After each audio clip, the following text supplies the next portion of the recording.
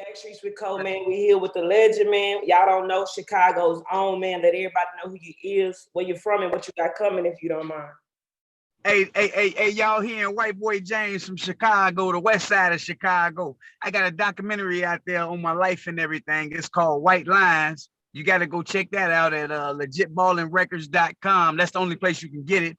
That's at legitballingrecords.com. I know y'all familiar with that name now. I used to have Twista and all them guys on the label. Man, big facts, man. But people don't know, man, how did you get your start in music? I know you from the Midwest. I know you from the Shy before we go into all the good shit, man. How did you get your start just in the music? Just running across a friend, B Hype and Twista at one point. Actually, I'm sitting on the block that we met on. They was walking through the block and turn the camera on. Let me see, man. Don't just say that. You gotta show us. Hold on, you said that. Then look. I'm. Let me just pull down to the next corner, right where you get the whole layout. This where the church is at. When they be screaming church, yeah, this where the church is at here. Let me step out this car 1 second here. This is exclusive. This is exclusive. Yeah, this is. Hey. You know what I'm saying? Okay. Yeah.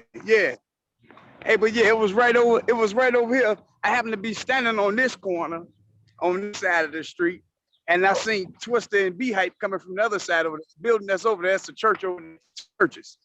Okay. But yeah, the street, I was hanging over here with some buddies and everything, and we just seen them coming down the block. He had some big beads on. Yeah. And in hood, like, yeah. So we was like, man, who that is down there? And I called B Hype because I knew him, and I called him like, who is that? He said, oh man, that's Twista. He rap like there. And I was like, man, let me hear him rap. And he got the spitting fast and everything. I was like, oh, okay, that's cool. But we was really kind of clowning him though, because he had the big B's and the dashikis and stuff on. Okay. And they went on about their business. I don't know, maybe about a month or so later, something like that. They ran back into B Hype and we talked about music and wound up getting with Twista and started making some things happen. Man, that's love. So when you first started out, was it straight legit ballin'? Or was it another name, or you straight off the porch with legit ballin'? This what it's gonna be. This what it is. No. It was called Flavor Unit. This was back in what year this was? This when Eric the Wiz was Twista manager. He used to be with GCI and all them stations like that. But no, it was Flavor Unit back then. And we messed with that. That's when he was tongue Twister. And we stopped that. I had an incident in life to where I left the music alone for a little while and got back to it, and that's when we formed the Legit Balling thing. Okay, man, what's your most? Correct me if I'm wrong, because I'm an H-time baby, but it wasn't many labels that really, the Midwest really, y'all had to struggle sort of like Houston, sort of to speak, to have your own independent label. So what was it like at the time when you was first coming up? Excuse me. I mean, it was something that we was just trying, and me myself, I wasn't looking for nothing real big out of it. You know what I'm saying? We was making a few dollars, which me myself should have had some money already, so it wasn't about the money and everything. Shit, yeah, we just was making music and putting it out there, really having fun with it. You know what I'm saying? And it just took to the people. You know what I'm saying? Okay. Who was some of your influences? Huh? Who was some of your influences? My influences? Yeah. Let me see. Industry influences. I mean, Russell, I like what Russell was doing with all the guys that he had over there with LL and all them. Mm-hmm.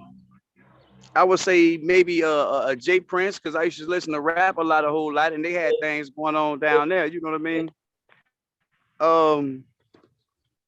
It'd have to be all the older folks really. When I say old, not old like that, but back when I was coming at the music and stuff that I was listening to, from the NWAs and all the people like that. Yeah, LL Cool J again, you know what I'm saying? He stayed in my CD player, For real. Man, that's him. It's T for sure. Boy James, man, how did you get the name? I got the name. I got the name from a friend, a king, a legend himself, Walter Wheat. Um, he came and gave me the name. I was a young black kid. You know how do you say white folks had everything? I just was a young black kid that like I was driving Mercedes Benz and shit with my friends that were still riding bikes and shit like that. You know what I'm saying? And they like, oh man, and you know, it just I was so light. Like I'm light now. I think I was a little lighter when I was a kid though. You know what I mean? I feel that. Yeah. And he come down to give me the name White Boy James, you know, and I ran with it. Everybody else ran with it. And I ain't said nothing else. You know, of course, coming up to, I had a nickname Red. You know, they call all those light-skinned people Red. Yeah. But yeah, that White Boy James. Okay. White Boy James came from Walter Wheat. Okay, man. Shout out him, man. Talk about the documentary a little bit. White Lines by the title. Oh man, the title was White Lines because you know it was just words I was spitting out my mouth. You know, I kind of just you know was speaking on the documentary, and you know I just figured I don't know I call it White Lines because they my lines. Okay.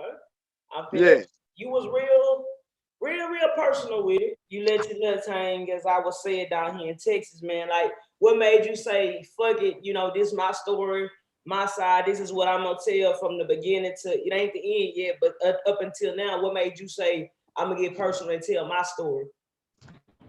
Because you can hear, I mean, you listen to different stories time and time throughout the years, even like with a Nipsey Hussle, folks come up with their own stories and shit, and I just like, shit, let me get something out here before I'm gone. Let me leave my stuff out here so it ain't no mix-ups about nothing. You know what I'm saying? It's coming from me, from the horse's mouth. You know? Do you regret anything about you putting out so far?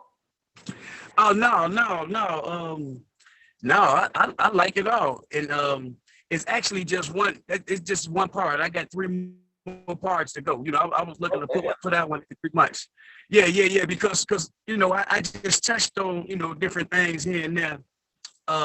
You know, these other ones, I'm gonna go more in depth on this part of my life. I'm gonna go more in depth to that part of my life on the next one. You know what I'm saying? It's just, you know, it's gonna be real nice. It's gonna be real nice. You know, real nice.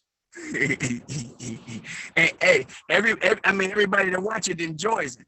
And man, you just don't know how that just make me feel I'm talking about great because I know it's something I put together. You know what I'm saying? I put all of it together. It's all information for over what 20 years or better. You know what I mean? I put it all together and you know came on with it. Mm-hmm. You can see me pretty good. Oh, there you go. I can see you good. Okay, there you go. Yeah, it froze out on me. There you go. You're moving a little bit on me, man. How did you say y'all? You was in your teenagers when you met your group members, or this was in your latter younger years? Yeah. Younger 20s, early 20s.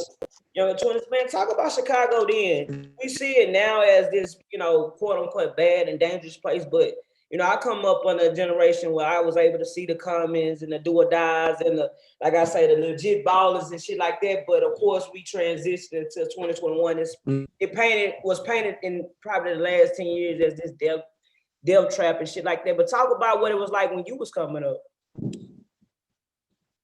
Oh man, when I was coming up, you know, really we had respect for the oldest, you know what I'm saying, the OGs and everything. We had respect for them, you know what I'm saying. We had respect for our neighbors and stuff like that. You know, the music nowadays is getting out of hand. People are acting like they really living this shit, and the music and my art. You know what I'm saying?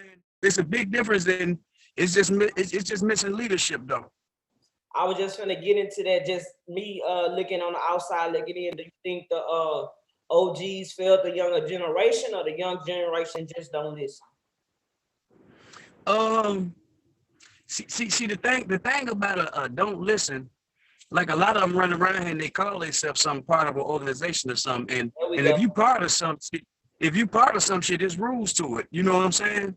So it's like they run around now and they might be claiming something and they ain't sticking to the rules.